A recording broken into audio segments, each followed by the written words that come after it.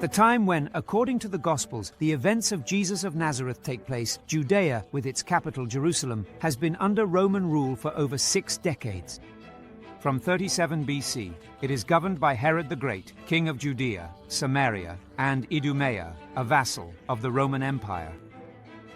After the death of Herod the Great and the brief reign of his son, Archelaus, Judea becomes a Roman province and is entrusted to a governor dependent on the imperial legate of Syria. From AD 26, the position of prefect is held by Pontius Pilate, first under Emperor Augustus and then under Tiberius. The prefect was tasked with administering justice, but, above all, with maintaining public order. A province among the most turbulent of the empire, Judea is shaken by strong political and religious tensions. The most serious threat comes from the Zealots, a faction that advocates for armed revolt against the occupiers and the re-establishment of the Kingdom of Israel. A radical position that, however, does not find support from the Sanhedrin, the supreme council that represents the religious, political, and administrative authority of the people of Israel, to whom Rome grants autonomy in governance and a wide margin of maneuver in the internal affairs of the Jewish community. Furthermore, with the highest religious authority, he has the task of overseeing the purity of doctrine and thus confronting and clashing with the various religious movements widespread at that time in Palestine. Formed by the elders and the scribes, the Sanhedrin is essentially divided into 2 groups. The Sadducees, who were the majority and representatives of the Jewish aristocracy, favored a compromise solution with Rome, while the Pharisees, the teachers of the law, were characterized by a scrupulous observance of the Torah. During the period in which the final phase of Jesus' preaching takes place in Galilee following Jerusalem, the high priest Caiaphas and Annas, Caiaphas' predecessor and father-in-law, are at the head of the Sanhedrin. It is with them that the prefect Pontius Pilate must deal for the ordinary and extraordinary affairs concerning Judea and its people.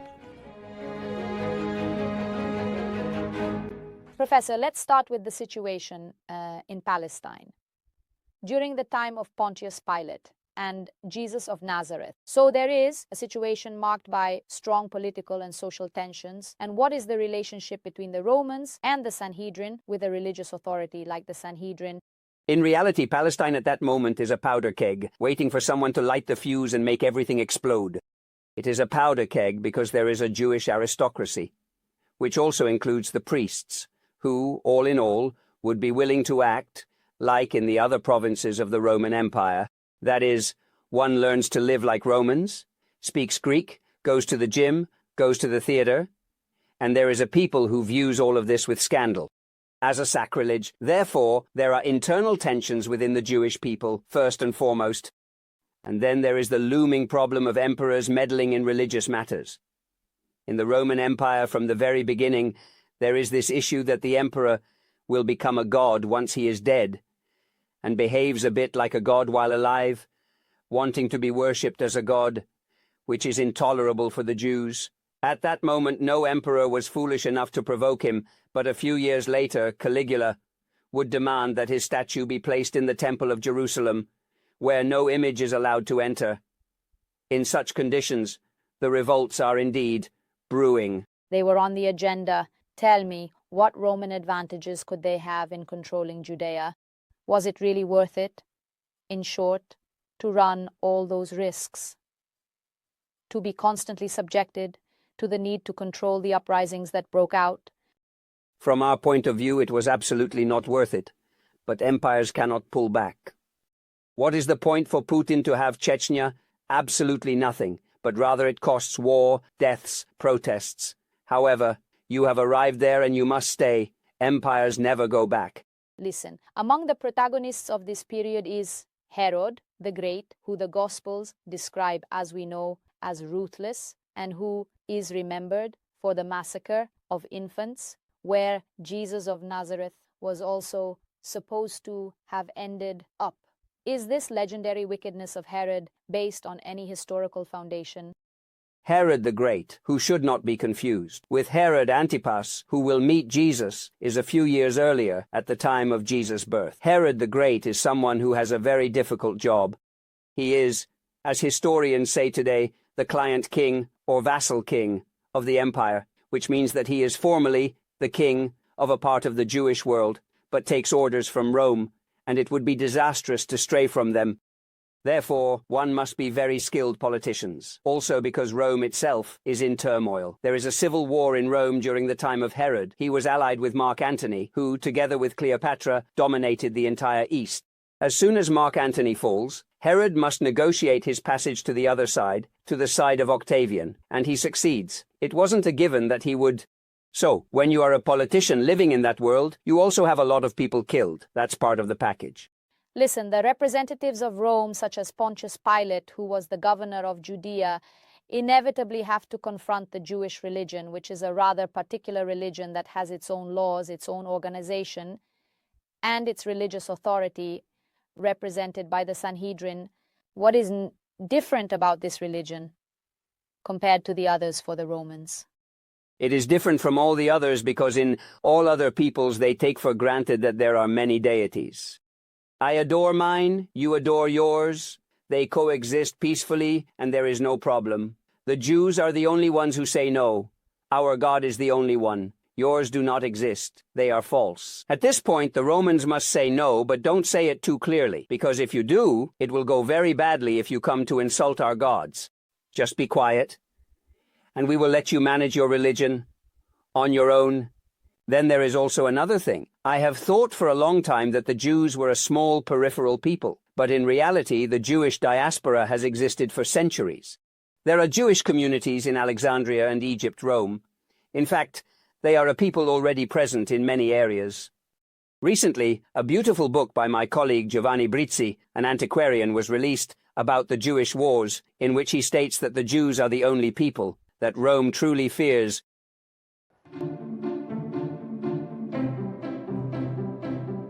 In the story Pilate by Swiss writer Friedrich Dürrenmatt, the Roman prefect immediately perceives the divinity of Jesus of Nazareth and is left stunned. Anatole France narrates in his The Procurator of Judea about an elderly Pontius Pilate suffering from gout and completely forgetful of a man named Jesus. The complete opposite of Pontius Pilate as portrayed by Max Frisch, obsessed with the memory of that judgment. But the most fascinating pages about the figure of Pontius Pilate are those of the Russian writer Mikhail Bulgakov in one of the masterpieces of literature of all time. The Master and Margarita, written in 1941 and published in full in 1967. The story of Pontius Pilate and Jesus of Nazareth, set in a novel taking place in Moscow in the 1930s, opens with one of the most evocative openings ever written. In a white tunic, lined with purple, with a dragging gait. One spring morning, on the 14th of the month of Nisan, the procurator of Judea, Pontius Pilate, emerged into the colonnade, enclosed between the two wings of the palace of Herod the Great. Bulgakov presents Pontius Pilate afflicted by a piercing headache, which the prefect attributes to the scent of rose oil that permeates Jerusalem from dawn. Moments later, Jesus of Nazareth makes his entrance and announces that the procurator's headache is about to pass, which indeed happens. Pontius Pilate is confused. Who is he dealing with? A great magician, a doctor, and how does he manage to guess his thoughts? Pilate senses that before him stands someone who will profoundly mark his destiny. The procurator would like to release the Nazarene, but then he realizes the charge that could mean death for the man in front of him. It is a crime against the state. What did you say? Pontius Pilate asks him.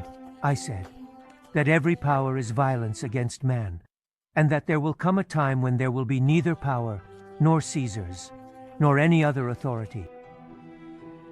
For Jesus of Nazareth, it is the end, the Golgotha. From that moment, remorse invades the soul of Pontius Pilate. The regret of not having said something, or not having listened to something. They will meet again at the end of the novel, he and the man he sent to his death, to continue their conversation and to soothe a remorse that has lasted for 2,000 years. Professor Bulgakov writes The Master and Margarita and outlines his interpretation of Pontius Pilate in the midst of Stalinism. No, we are in the heart of Stalinism. But what could be the common denominator of two such different contexts? Jerusalem of Pontius Pilate and instead Stalin's Russia, The Master and Margarita. There is a common denominator, and that is the existence of a murderous, omnipotent power from which no one is safe. And it is a murderous and omnipotent power that is easily offended. And sometimes it only takes a word. Here the analogy is striking because in Stalin's Moscow it was known that just one speech reported by someone could lead to serious risks. But Jesus also went to the cross because they made him say, "I am the King of the Jews." And once the Jews warned Pontius Pilate, "Be careful, because if Caesar finds out, it is you who risks your head." Thus the atmosphere is absolutely the same because power always generates violence. Often it generates it. It always generates a bit. But I would say that in Stalin's Russia and in the Roman Empire, the violence of power is absolutely at the forefront. Listen, Bulgakov portrays Pontius Pilate as perpetually afflicted by remorse, a remorse of conscience, while the Pilate of Anatole, France, has completely repressed the incident. So, for a Roman prefect of the 1st century, is the hypothesis of Bulgakov or that of Franz more likely? But I would lean towards an intermediate hypothesis because these are two beautiful literary hypotheses, both fascinating. The Pontius Pilate who continues to torment himself for his entire life asking, "Why did I do it? Why did I do it?" And the other Pilate who instead mentions Jesus of Nazareth, but I can't quite remember. I imagine a middle ground. Probably in his archives, Pontius Pilate had a folder, a dossier. He had the drawer of dossiers from Jerusalem from that time he spent there, and there was the folder for Barabbas, Jesus, and each.